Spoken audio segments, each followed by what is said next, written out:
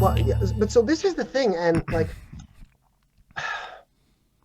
a lot of people go through awakenings and then go completely off the rails because they're not prepared for this at the emotional or the intellectual level. And this is why, we were saying before that, you know, it's going to happen when you're ready for it.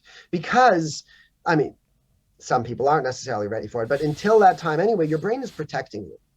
Okay. It's like it can mess with your perception of reality when you start, like I said, you have this period where you start recognizing that the limits that you had on reality weren't real, but now you have no limits and you don't know what to believe, and you're kind of like you're most people are willing to believe the first thing that comes to them, and most people like to take the shiny, happy, good feeling elements of spirituality without learning the lessons about it, without understanding this. And they are very susceptible to getting drawn off in a direction that they don't understand. Because, and this is what I was talking about earlier, that emotion is that middle ground. You can't just jump from this physical understanding of the world to the spiritual. You need to prepare in the middle. You need to grow emotionally. You need to let go of fear and anger and guilt and shame. You need to raise your consciousness and understand things at a higher level, because if you shift your perspective right to the spiritual without having done that in the middle, you completely lose touch with reality and with any sort of just with any sort of conception of what is real and what is not. And some people kind of get caught up in that and never come back. And there's a lot of it that's happening now. Like even I know quite a few people who have, been forcibly hospitalized and in mental wards over the last few years. Some of them being clients and some of them being like friends of friends kind of thing.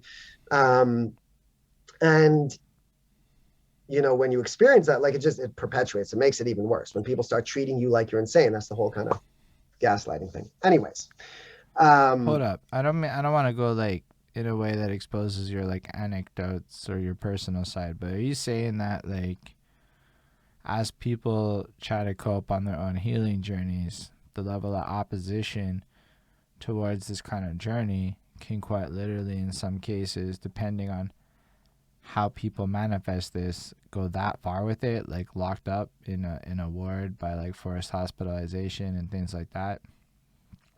Yeah, because look, like I said, when you start, there's one person in particular who I'm thinking of, and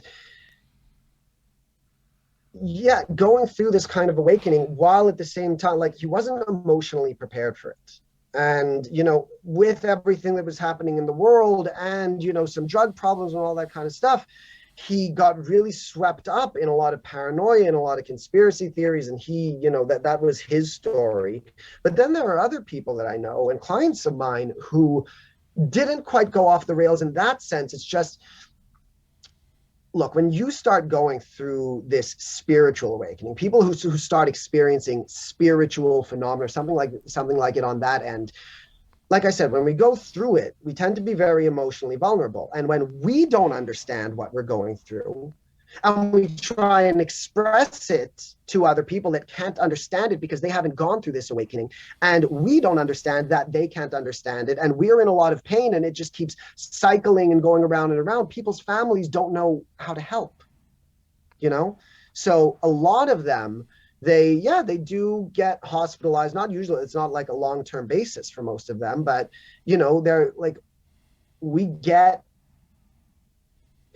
look, the journey gets really weird when your reality starts breaking and you don't know who you are anymore and you don't know what the world is anymore, and you start experiencing things like energy and these intense out of body experiences or weird sort of dreams, or like all of these things that you didn't used to believe in are starting to make sense to you all of a sudden. And a lot of people, their religion stops making sense, or their jobs stop making sense, or their families and relationships stop making sense. There's so much that's crumbling around us. And when we don't understand that the spiritual realm of this is true, because we are still doubtful of it. Like, we're just coming out of this right now, and everyone around us is still in that phase. They don't know how to reassure us, and they don't believe in this sort of stuff.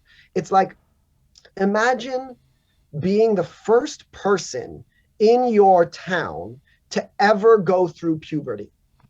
And you're trying to explain to these people not only about the physical changes in Oh your my body, but all these things gosh. that you're feeling now. And they can't understand you. They can't, because they haven't gone through it. So you're trying to explain to them, but like, but these changes are happening to my body, and I feel all of this weird energy inside of me. And all of a sudden, I'm having these arousals, but you don't even know what arousal is. You've never been taught this. You're the first person in your town to ever experience puberty, and no one else can understand or make sense of it. And it's very painful. Puberty is also very painful at the emotional and the physical level. It's all very confusing. So when you're going through this thing and your whole reality is falling apart, and you're desperately reaching out to the people around you for help, and they can't possibly help you, and the best that they can do is say, like, you should get help. Like, well, then help me. Like, so Yo, man, it's like, okay, like on the real, it hits on a lot of levels. On a lot of levels. Just like I've gone through my own version of that part where, like, I remember a lot of people being like, I'll have this moment where I vividly remember where, like, you get to a point too where you're like, you get good and you get a lot better, but you're not there yet. That's where it's the hardest because you kind of like, let's call it like passable. Like, people, like, you just blend in a lot better now. And then you just have these weirdnesses, and then people start being like, well, why don't you just try harder? And you're like, you don't know me. You don't know how little you would have liked me 4 years ago. Like, you don't know that part of it. And it's such a journey and whatnot. But why, like, I think it's super powerful what you're saying is because, yo, the scale of the number of, because let's be real, you were like in an environment where you were like alone in a sense by yourself, and it, what just happened to like an astronomically larger percentage of the population over the last year. Like, yo, I know for a fact that a ton of people in my timelines, at least, have gone through their own version of this. We're all like nicer to each other, and we're all like more tolerant of each other, and it's like there's something in the air where, like, it's like, let's praise each other more, and it's like, it's cool, it's fun. But that's kind of what I'm saying when I I, say, like, the people who are talking about 5D and this new earth kind of thing. There is a truth to it.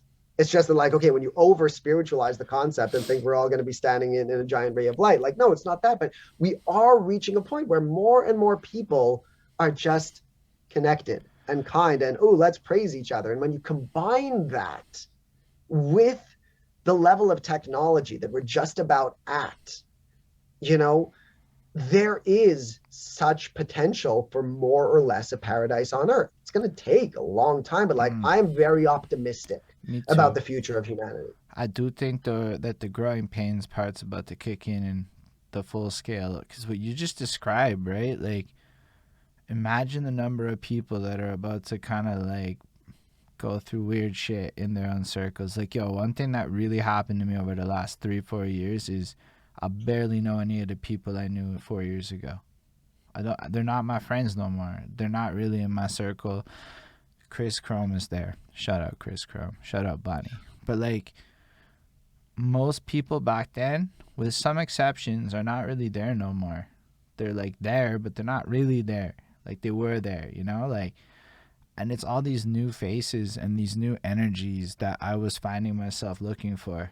Like, because when you get to that energy level, I find that, like, a lot of us choose circumstance to pick the people we want to be around. So, like, in my case, I'm at work half the time. What, a third of your life is spent in an office place. You go end up wanting to be around these people and whatnot. You go to these Sanka sets to go do the things, but that's all like energies that are around you. I'm personally terrified of going back to the office place should that day ever be forced upon me because of the energies that exist there.